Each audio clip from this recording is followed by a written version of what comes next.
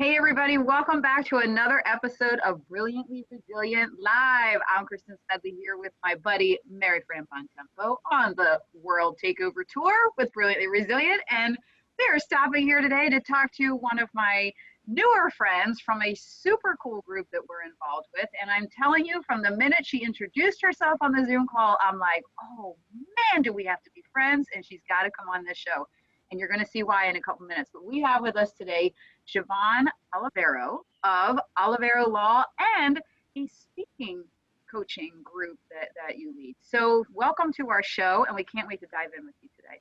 Oh, thanks for having me. I appreciate it, and I'm so glad to be here. Awesome. So Shiobhan, we usually talk about this reset, rise, and reveal your brilliance. That's how we kind of, as Christian would say, land the plane with everybody. And I know you have a story that's really interesting that I hope you'll share with us about how you got to this point, just in terms of the whole being a lawyer thing, because we're so smart. Aren't we the smarty pants? Being a lawyer thing. Yeah, that whole being a lawyer thing, like that's not something most people just decide that they're just going to go do. But you pretty much decided that you just wanted to do this, and you had a challenging way to make it happen. Yeah, so, there's no like brilliant story behind how I decided to be a lawyer, right? It just, when you're asked and when you're like in kindergarten, what do you want to be when you grow up? I just blurted out lawyer, and that just stayed with me.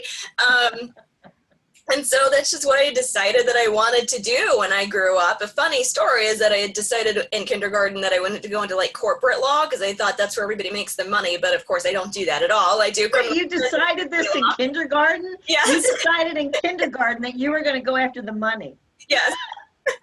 Nice. And yet it's not at all what I do, right? I tried corporate law and I was bored out of my mind. So I do criminal defense and family law. So, the two most stressful areas that we could do. But I love them. I love them both. So, that's what I decided when I was a kid that I was going to do. But as life tends to happen and throws us curveballs, life got in the way. I got engaged at 18, married at 20, bought a house at 21, had a kid at 22. Also planned out when I was in kindergarten that would be the track of my life. But so made all of those things happen. But did in my marriage pick someone that would not let me continue down my education path, wouldn't let me finish my bachelor's degree or go to law school, or do any of those things that I had planned for my life. And of course, when you're in the middle of it and you're that young, you don't realize that you're being suppressed and oppressed and held down. And it was okay, I'll support him and the things that he wants to do and support his goals. But, when you are at some point just told, no, you can't go do that, then, starts to you start to have some issues there. Mm-hmm. Boy, that's a really nice way of putting that, because I would have just gone, oh, hell no, you're not telling me I can't do something. Oh, no. But the point is well made that when you're young, you don't get that. I think that attitude of like, oh, you're not telling me what I'm going to do, that very often comes a little bit later. So yeah, I can appreciate where you were at that time. Yeah. And so, there were obviously other issues going on and other things that I wasn't happy in the marriage. And, my turnaround point was when my son was 4. And I just remember sitting on the couch and crying, just unhappy. And, and my son crawled into my lap and gave me a hug and said, "Mommy, don't cry. Everything's going to be okay." Aww. And I said, that's enough. Like, that's it, right? He deserves to see me happy. He deserves to see me going after my goals and what I want to do, and deserves better than seeing me on the couch crying. And so that was my turnaround point. I said, that's it. Enough is enough. So I left. And that is where I kicked his ass out, right? Yes, I knew it was in there somewhere. Yeah. And brand new mic drop. And decided I was going to go for it. So I finished my bachelor's degree all online, did it all online as a single mom to my 4-year-old son, and then went to law school as a single mom when my son was 6. Wow. Oh my gosh. Wait, so online school for all of that, put that into some perspective here. When was that? That was in 2007 that I finished up my undergrad bachelor's degree. That was before this whole everybody, you know, all these online schools popping up and you can go to school anywhere and you have every opportunity. That was well before that was a normal thing. Yeah, well before that.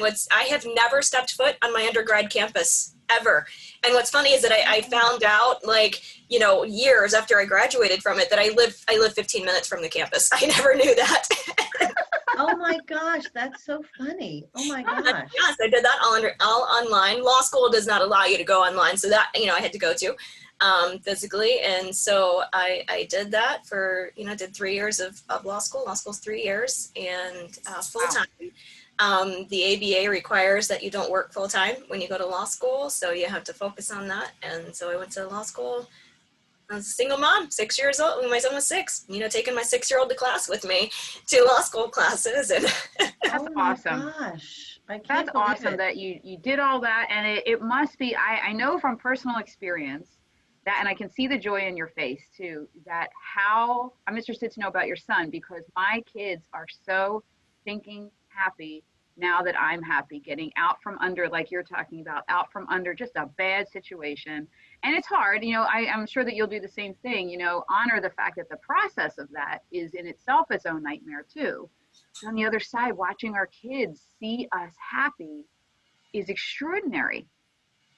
yes, it is. So, you know, and now, you know, I think I did that when he was young enough, you know, to see that and work through that. And he's now, he's almost 20. He's going to be 20 in February now.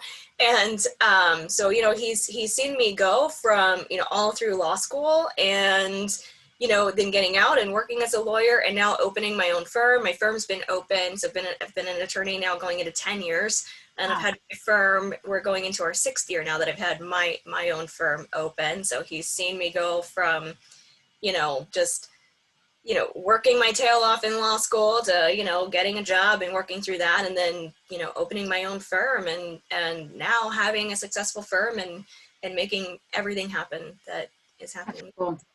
That's so cool. You know, I think it's so interesting because Kristen and I, the things that you are saying all have this common thread about how we tend to change our lives very often, not because we need it, but because we see that it's better for our kids. Mm-hmm. I feel like, you know, this is something we got to get over this, you know, like you at some point you have to be willing to look and go, look, I deserve this, but it's not easy for us because we do tend to put our kids first and everybody else first and all. But when we see that our behavior is negatively affecting our kids, that's a real motivator for change. Now, how does that, like, do you find that, first of all, tell everybody what your work is and how you changed from wanting to make the big bucks when you were 5 to this. Fun.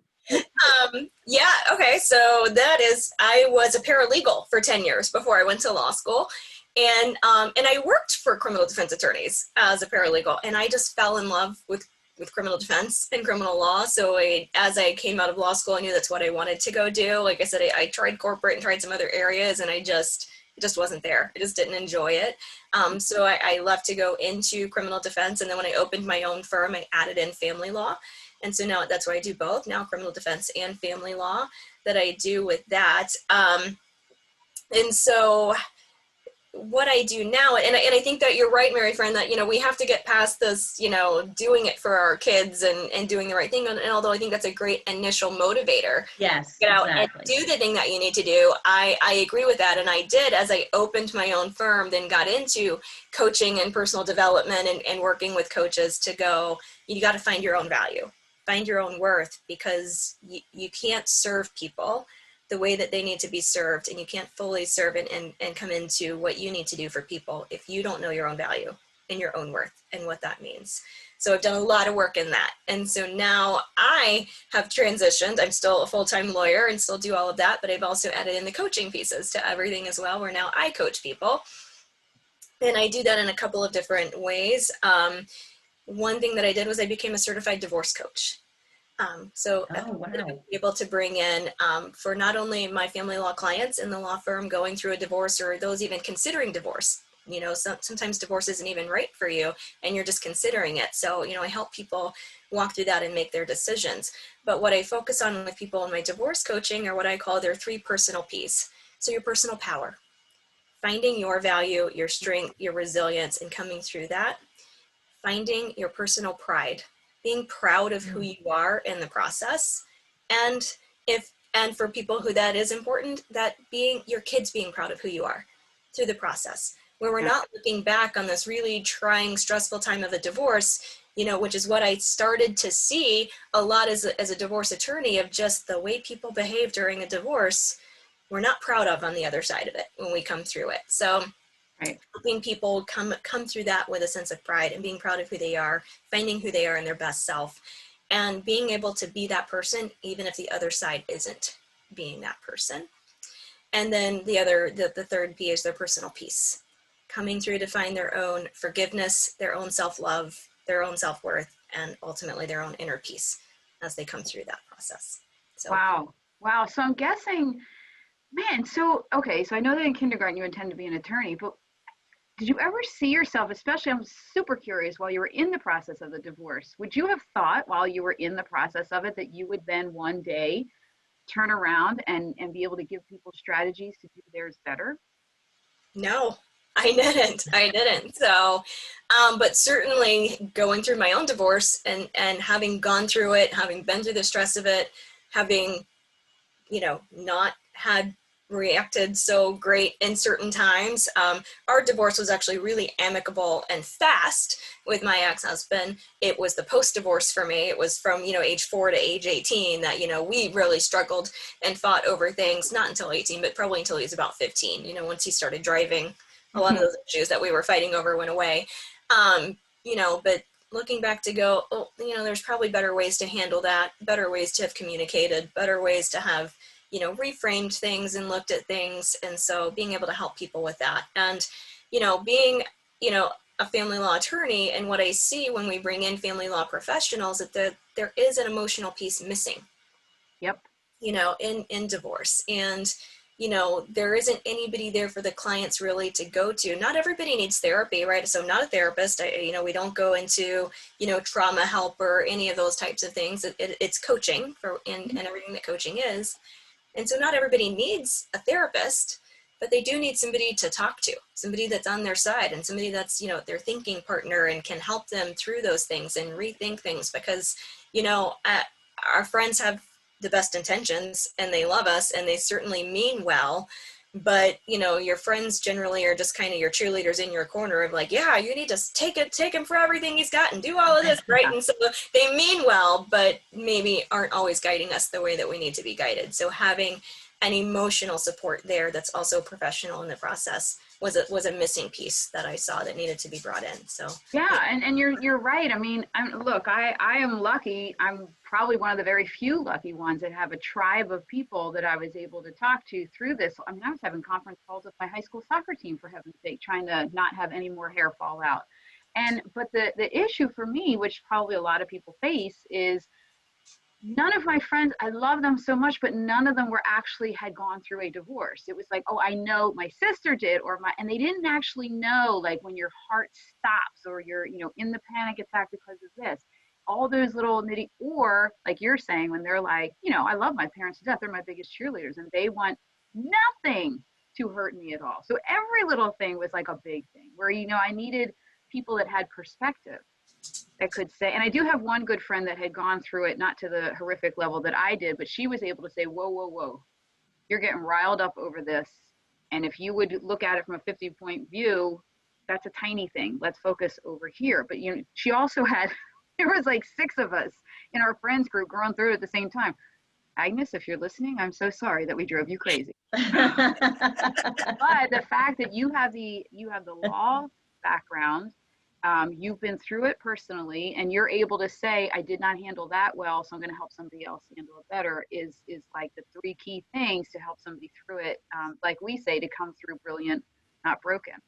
right, absolutely. So, Yeah. and then, I also do other, coaching, like we talked about. I have the SOS Speaks business. And so with that, I'm getting certified in the Jack Canfield Success Principles. And so Oh, cool. extra piece that, you can bring in to help someone get through life and success and do the things that they need to do with that. So, Well, each of your personal P's, I mean, clearly you utilize those in the context of your work, but I'm looking at them, I'm like, well, okay, everybody needs to take back their own power. Everybody needs to feel their pride, and everybody needs to feel their peace. So those are kind of foundational bedrocks upon which everyone should be trying to build a successful life. So I tend to think that even though you are guiding people through the highly charged emotional process of divorce, those three things they can take with them beyond that, because that helps you beyond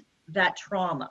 And that's kind of what we're trying to do with the whole come through brilliant, not broken, and you, when you said something about earlier about Kristen asked you if this was something you had ever thought that you were going to be doing, and you said no, I'm finding again this commonality in that we never thought we were going to be doing any of this stuff either.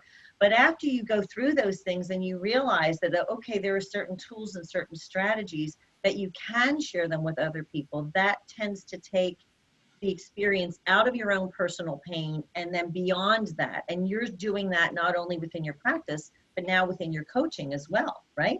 right. Yeah, absolutely. So, it's just amazing where life takes you, right? And the things that you're learning and that you're experiencing and that you're going through. And it's, that's one of the things that I like to, when I am coaching people, to go, one, divorce isn't an ending, it's a beginning, right? Yep. Let's reframe that already. It's a beginning, because we're going to find us, who we are, what our value is. Maybe we knew it before we were married and then we lost it, so we need to get back to it. Or maybe, if you're like me, never knew it, right? Yeah. I did things so young that I never knew who I was and what value I had and what that was. So, I had to go find it and so work through that. And so, all of those things happen for a purpose and for a reason. And, it seems terrible when we're going through them, but when we get to the other side of them, I can look back and go, wow, there was a reason for that to happen. And, I didn't know it then, but now I can see it. And now I can use that and help someone else and serve someone else that needs to know my story and how I can help them and how my story can help them overcome theirs. So. I love it. I love that the first P is power.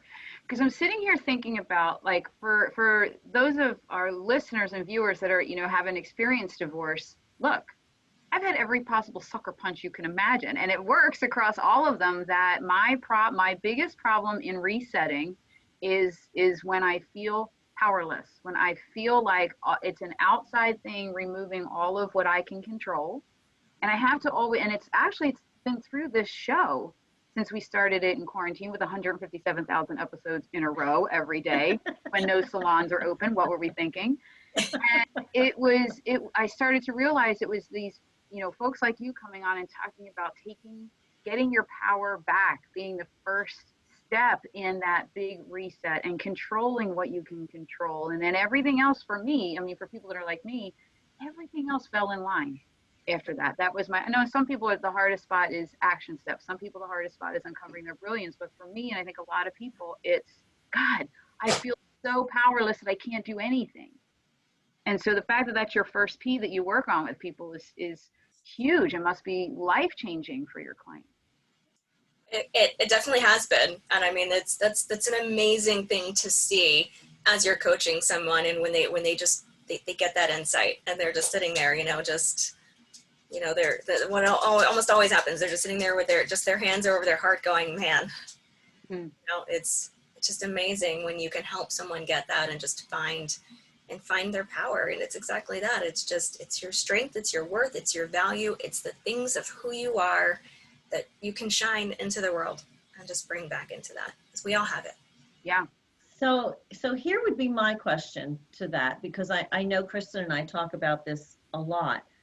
That's a huge word, power. And it's one I think that intimidates people, because when they feel they don't have it, they don't even know where to start to get it back, because it's like, I've lost my power. Where do I even begin? Can you start small? can you start small to get your power back? Because I know that's what I had to do. Okay, I can do this little thing. I can't, my son is in recovery from heroin addiction, which we battled for many, many, many years.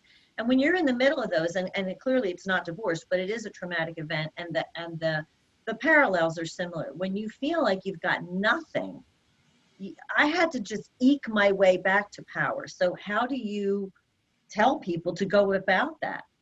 You're right. It's taking small steps. And, one of the biggest things I think I see, the common themes, which is what I struggled with and what I had to overcome, is the lack of self-confidence, right?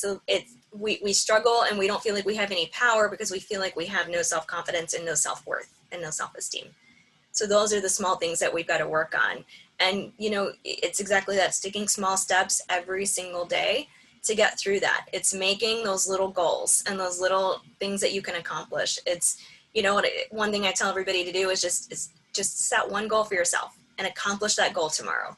And when you make that promise to yourself and you have that goal and you complete it, your confidence rises and your self-worth rises. And as you start to do those little things, you get more and more confident and more of your self-esteem and your self-value back, and where you can start accomplishing bigger things. And I think as you guys probably have experienced too, the more you do the smaller things every day, it's amazing how fast it goes, that you can then just go to bigger things and accomplish them in so much quicker than you ever thought you could. So, yeah. And it's probably the what you're saying about set the goal. It's that intentional awareness of doing something and accomplishing it, because very often we've accomplished more than we think. We just don't notice it or name it. So by telling people set the goal and accomplish it, you're noting it. You're saying, okay, I did this one thing. And then you can build on that, as opposed to just maybe doing a lot of things that you don't even realize that you've accomplished because you just do them. But when you name it and you go after it, that's a way to, I think, that's a skill to help build that confidence. Absolutely. It's doing something simple every day, like keeping a win journal. Starting with one thing that I won today. What did I accomplish today? Work your way to 3 things, and then work your way to 5 things, where you can start to look back on your day and find the things that you won, instead of looking back to go, all of the things that went wrong today that could have gone wrong and all went wrong. Find those wins, even if they're small. I love that. A win journal. Win journal. I'm doing the same thing. I'm writing it down here. So here's the thing, and it never fails that I have this aha moment, because, and I'm sure that everybody probably watches these episodes and goes, if we had a studio audience, they would be like this, how did you miss that? I'm sure that that's what's happening, is people are watching that like, Kristen, what is your deal? But here's what I don't know why I never made this connection in the 957,000 days we've been on the air. But I don't think I've ever connected the word power, as Mary Fran is saying, power is huge, to confidence. For me, it's I've got my confidence back. I just told Mary Fran this last week. I am finally, after some stuff the past couple of years, I am me before the mess started 20 years ago. I am how and it's confidence, not cocky. It's just, I have the confidence that if I'm going to go out and try this and it doesn't work, okay.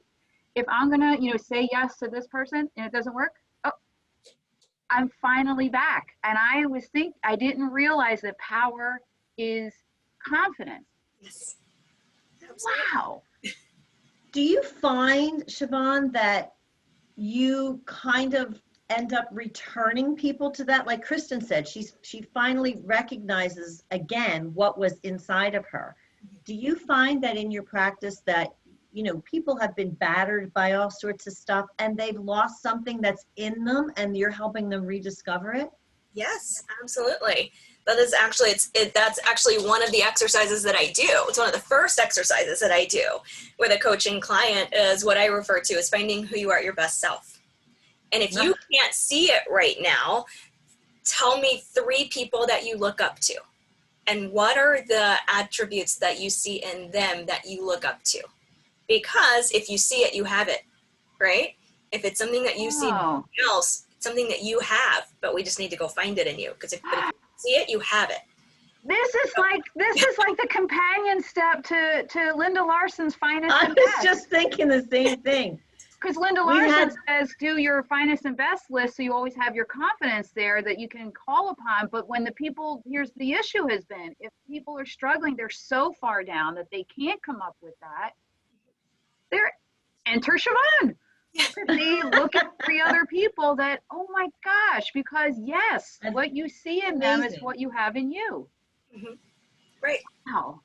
Right. Brilliance bombs galore. I know, galore. I'm scribbling away here like a crazy person, Now we writing have to all have this you and cool Linda stuff on a down. show together. Could you imagine? My internet will explode. I get a little excited when there's breakthrough moments. Right. We love breakthrough moments, right? That's what we work for. That's the goal of everything. So yeah. We're always working on Kristen here. We're always working on Kristen every day. You know that win journal, we get to put down quite a few more wins for Kristen. Absolutely. Absolutely. Look at that. We're going to keep the hair growing, not falling out. We're keeping it growing in. Awesome. So yeah, so that is exactly what we work on, is the best self, and finding those attributes that if you can't see them in you, then who are the people that you look up to, whether they're family members or whether they're somebody famous, like who is it that you look up to and what is that attribute that you see in them? And we're going to write those attributes down. And then we're going to go back, every day, or, if we're meeting once a week or whatever it is, to go, all right, what did you do today to work into those attributes? What did you do? Where are you at your best self? And if we weren't at our best self, what could we do? How can we change that this week? How can we be reminded? What things can we do to say, in a first situation, how can I bring my best self into this situation? So. Kristen and I talk about this tug, this kind of pull that you feel towards things. And we tend to talk about it in terms of when you're finding your brilliance and you're putting that out into the world. But what I'm hearing with you is that tug is also something that we feel when we are trying to find our best selves, when we are trying to find those values and those things that matter to us. And again, as you're saying, that we see them in other people, we feel that tug towards other people. And that's because we're connecting on that value level. We talk about values all the time, and I imagine that ends up being a big part of what you do, helping people discover their value system. Absolutely. Yep. That would be the next exercise we go to. Oh my gosh. We are checking all the boxes here. Checking all the boxes. Yep. I have an entire value exercise that I do with people too after that. So, yep. Wow. Oh my gosh.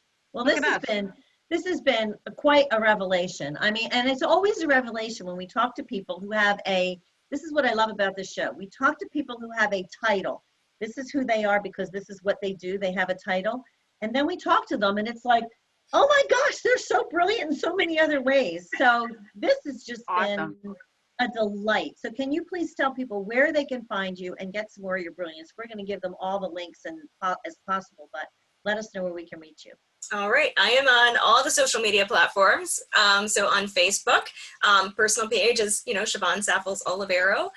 The law firm page is Olivero Law, and then SOS Speaks is the brilliant page of all of the coaching wonderfulness that is out there. I'm on LinkedIn at Shiobhan Olivero Attorney, and I'm on Instagram at Olivero Law and at SOS Speaks. And then of course my law firm website is oliverolaw.com. Awesome. I'm so happy that we connected, and I'm so happy that you do the work that you do, because I'm hoping that listeners and viewers really take a look at the stuff that you do and reach out, because honestly, the work that you do really is like having, your best buddy from your tribe, plus your therapist, plus that third grade teacher that saw everything in you that you've forgotten about, like all of these people in one spot to help you. I know that you're helping people get to uncovering their new journey way faster than they could ever do on their own, and much less expensive with all the hair extensions that some of us had to get when our hair. But the hair Everybody makes short. That's why you keep it short. You don't need any of that stuff. I always say that Mary Fran had really long hair like mine before we met, and then it all fell out because I drove her crazy. It used to be really long and flowy. But thanks so much for the work that you do, Shiobhan, and for sharing it with our tribe today. We're so blessed that our journey's crossed. So thank you. Yes, thank you. Thanks for having me. I appreciate it. Thank you. All right, everybody. So make sure you check out all of Shiobhan's channels, connect with her. And if you are still having issues with resetting, or if you want to check out that finest and best from Linda Larson. Both of them are downloadable freebies at brilliantlyresilient.net/freebies. Go get them and get in touch with us and let us know how they're working for you. So until next time, thank you everybody for tuning in to another episode of Brilliantly Resilient Live. See ya. See you soon. Bye.